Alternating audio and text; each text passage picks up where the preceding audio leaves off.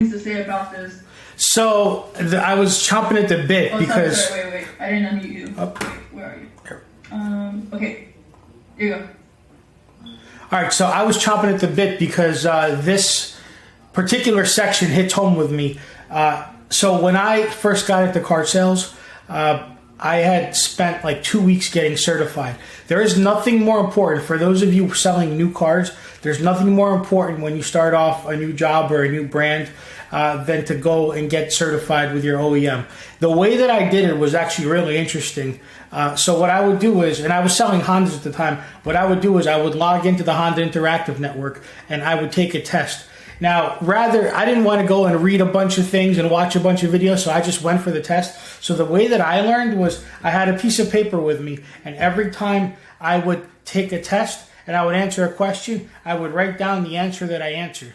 And then I would go submit my test, and I failed the test, right? So I'd get like maybe a 60, but you have to get an 80 to pass. So then what I would do is I would go back and I would do that test over again, and I would cross out the answer that I got wrong. And then I would do it again. So the next time I got a 70, and I'm like, damn, I failed again.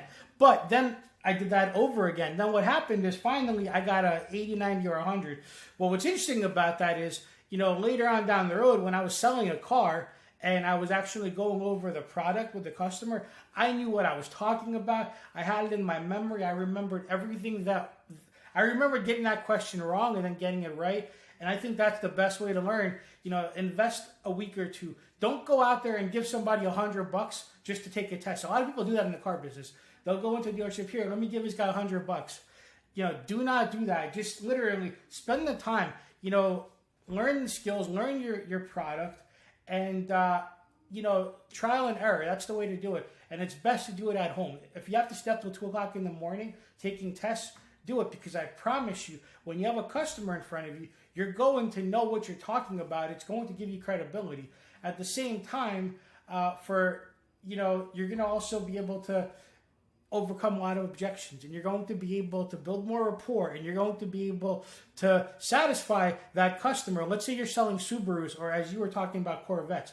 You have to know what you're talking about when you're selling a Corvette or a muscle car. The people that call you to buy cars, those particular cars, they know what they're looking at. They know more than you do. So you have to kind of become an enthusiast and really enjoy your product. So I wanted to add that in there. I think it's important to take those tests and, trial and error. Fail them a couple of times, but learn from your failures.